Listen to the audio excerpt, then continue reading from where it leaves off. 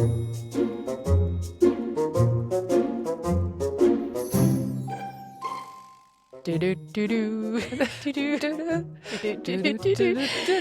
detectives are back. Can't tell. Can you tell we've just been giggling about lots of other things before we hit record? This is our second little episode each week where we answer questions that come in a question box, usually on one of our social medias during the week, and we just tackle the question as it comes. We haven't thought about it. We haven't answered them. Like, we're just shooting from the hip here, Bec. We are. So let's dive in. We're going to do 5. And I've got the question pool here. These came into a question box. Okay. Number 1 is, struggling with reverse cycle feeding. Do I offer more feeds in the day to get milk intake up? Before we answer, I think let's just articulate what reverse cycle feeding is for anyone that's listening to this and not quite sure. Reverse cycle feeding is where a baby is relying on all of their calories overnight and less interested during the day, whereas we want babies to take all of their calories during the day as we look to wean out unnecessary overnight feeds overnight. So that's what reverse cycling is. So the question is, do I offer more feeds in the day to get milk intake up? You want to complete your feeds. So you want to, I think the idea is not necessarily increasing feeds through the day, but it's more about carefully managing your feeds, so completing feeds. So looking towards, popping those feeds in at appropriate times. So, maybe if it's a 6-month-old, we're working towards 4 hourly feeds through the day. So we're really focusing on completing a feed, creating an appetite for the next feed to be a really good one, and then working on, spreading them out through the course of the day, creating great appetite and completing the feed. I think I think consolidating the feeds during the day is the focus, rather than, well, if I just feed 8 times during the day, that's not going to probably have the desired effect, because you're going to end up snacky, and then snacky babies during the day, snacky overnight. So it is about spacing the feeds, as you said, completing them, consolidating it. And I think to an extent, more often than not, we're working with babies with a degree of reverse cycle, maybe not fully fledged. They only feed overnight and barely want anything during the day. But we've got a lot of overnight feeds where a baby may genuinely be relying on these calories overnight. And so whilst we get those consolidated feeds in during the day, I wouldn't be looking to then go cold turkey overnight. Let's use your example of the 6-month-old baby. Great, we've got these anchored 4-hourly feeds in. It's complete. It's a full bottle. It's a full breastfeed. Now do I just drop everything overnight? No. If we're moving to 4-hourly feeds initially, let's say a baby was eating 8 times overnight, I would drop to 4-hourly feeds overnight, which usually sits somewhere between 11 and 2 or 3 a.m., something around there, and making those complete and consolidated feeds so that you can confidently do something else to resettle your baby, whether it's hands-on or a more traditional sleep training technique in between. And already you have started to break out of the reverse cycle feeding. And just know it can be an easy cycle to get into. I think it's easier once you complete that first stage. So, for example, when you're doing the redistribution of calories, for a little one that is feeding a lot overnight, they are very picky. They can be. They've got the ability to be picky and choosy with what they have through the day, because their internal clock is wired to expect the majority of their calories overnight. So if you're coming off the back of a big night of feeding, then it can sometimes be a little bit tricky to establish those first 1 or 2 feeds of the day, because they are not overly hungry for them, but you've got to sort of persevere, and there can be a little bit of an uncomfortable moment during those first sort of 4 hours where you're really stretching baby, because now they're getting hungry and they kind of want their little 1-minute top-up feed that they've kind of getting. So you've got to have a little uncomfortable moment where you're sort of pushing the friendship a little bit just to get that 4-hour stretch. Got to stretch. Yep. Yeah. And then once you've got that 4-hour stretch and the appetite is there and your little one is then completing the feed, then you'll find that the next window will be easier because they're tanked up and ready to take that next gap. So initially it can be a little bit tricky, but, when you're switching things up, there is always an uncomfortable moment, no matter sort of what you do. They're not in on this plan. You're changing things. No, they're happy with the way things are. So I hope that helps. Excellent. Okay, next one. strange one, it says. Strange one. What do you do if you Oh. both sleep through your morning alarm accidentally? Which I love. I love because we don't have early rising if this is the case. And you and I are constantly fixing early rising. So if you both sleep through your morning alarm accidentally, I mean, these things happen. It's definitely happened to me. Oh, it's a nice thing to have. Yeah, there are worse things to be troubleshooting. I think it depends on the degree of the sleep through. Like if we're aiming, let's say your alarm was set for 7, but at 7:40 you wake up and start your day. That's very different from, oh my goodness, we slept through until even 8:30, 9 o'clock, which sounds heavenly. Yeah, it does. I don't know if my own body clock would let me do that.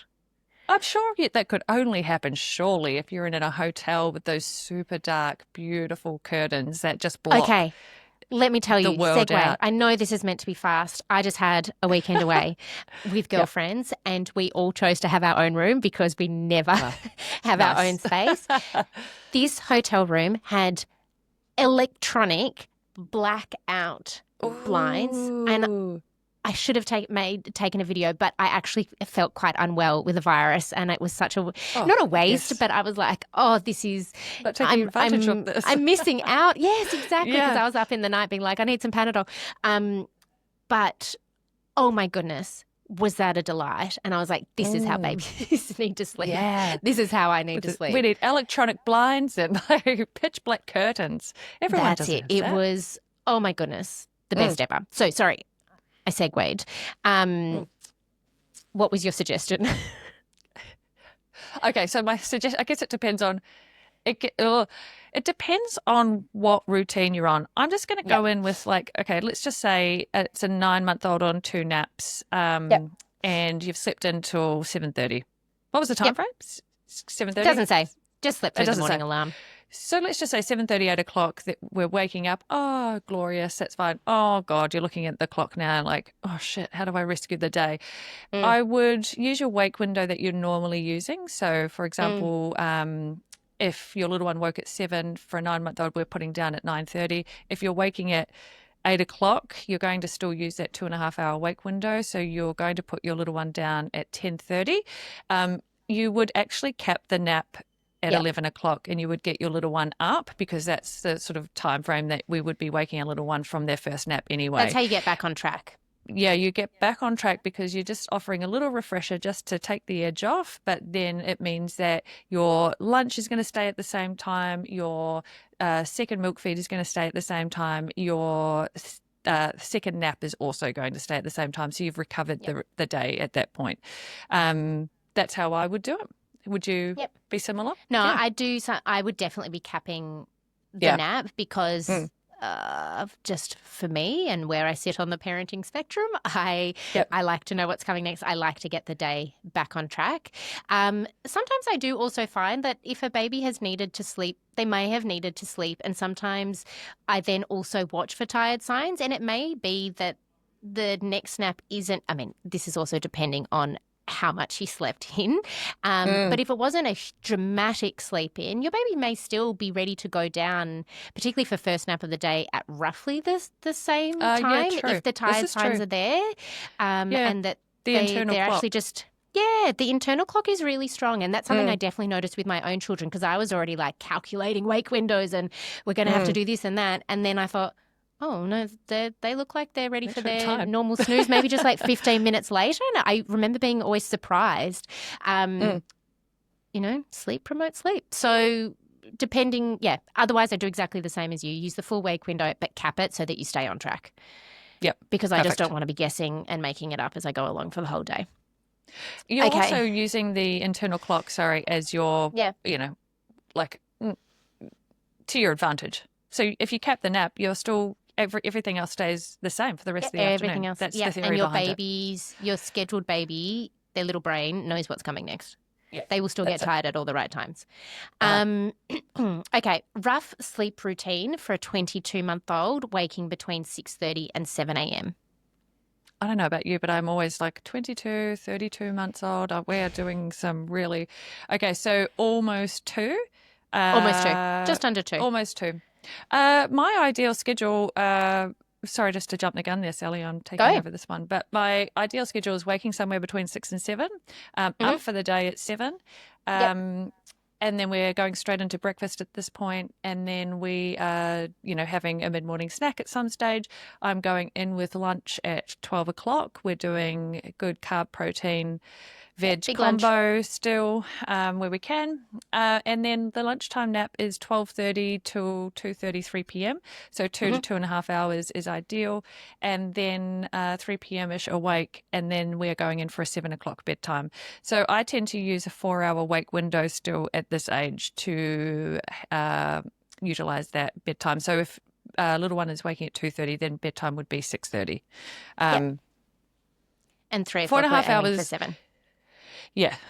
4.5 hours at an absolute push. Now, the reason why I would use a 4.5 hour wake window at this point is only if your nap is established at, say a 2 hour mark, and maybe it's finished a little bit earlier than normal, or you can't get back home in time and something sort of pushed something out, then I would sort of go, okay, well, maybe 4.5 hours maximum. But I wouldn't be surprised if that might lead to some overtired wakings overnight, in which case you would sort of know that that's the reason. I can't tell you because no notes. Same. What she said. I can't tell you the amount of pushback I got when I made an example sleep schedule based on that on social media, the outcry of that, what they would deem as a short wake window and a huge long nap at this age. And yeah, it really surprised me because I thought, oh, isn't this? So it's actually really nice hearing, like, yeah. I was like, oh my gosh, have I been doing? But then I was like, oh, but I just did this with a client and it worked. Sleep schedules are samples, if it doesn't work for you, it doesn't work for you. But this is where I'm absolutely with you, and it's actually really reassuring for me as another sleep consultant to hear, like, oh gosh, no, I haven't been missing the mark this whole time. No. And see, this is the thing, like there's other sleep consultants that might sort of, do a larger window and they're totally fine and everything works for them. I've been doing this for 11 years. Like it's never not worked. Yeah. You know what I mean? So I roll with my jam and, and my clients roll with it and they're happy and all the things. So it definitely can work. Absolutely. If you're doing longer wake windows and you're getting, no wakings overnight, everything's hunky-dory. But if you are getting wakings overnight, that's your first point of call. Then we pull back. Yep. Yep. Excellent. Okay. 11-month-old still wakes once in the night for a little feed, as doesn't take a dummy. Any tips? I'm going to dive in here, if that's all right, Bec. For me, there is, and again, I don't know the full picture here, but for me reading that question, I would see no correlation between not taking a dummy and having a feed overnight. This is about resettling. But first I would want to know what is causing the overnight waking. Is there something that is not quite aligned in terms of sleep pressure, wonky wake windows, something, then what time of the night is it even? But if I just look at it really generally, I would say, don't worry about a dummy. Forget the dummy. This may be that we just need to wean out this feed, but you need to have a consistent resettling technique to replace the feed with. That chances are baby is waking for this habit, this pattern, this sleep association, and it would be about whittling it right down and then replacing it with a consistent sleep training technique. Yep, I'm in the same camp. I feel like often you can sort of see that it starts to become a habitual wake when the waking is happening at roughly the same time every day or every night. And then you're sort of thinking, well, gosh, they're having great solids and, milk feeds through the day. They're always waking bang on 3:15. I always have to rock back to sleep. I always have to feed back to sleep or whatever it might be. Babies are natural pattern seekers. I love to know what's coming up next. We always bang on about that. And their internal clock will wake for stimulation that is being repeated at the same time. So I am in agreement with you. You don't need a dummy to resettle that waking. You just need a consistent and confident approach to doing something different. And whether that's sleep training or rocking or holding back to sleep rather than feeding. Something else. Just something else and give that a whirl. But yeah, I think you can totally Rocket, we give you the backbone to be able to do that. We are your Yep. confidence booster. Here You is do your this. permission. You can drop that feed Yeah. and resettle in a different way. You can All do right. it. Well, that's our 5. Oh, that's it. Wow. I We know did that quick. that went quick. All right. We'll see you on the next episode of Sleep Detectives. See you later, team. Catch up. Bye.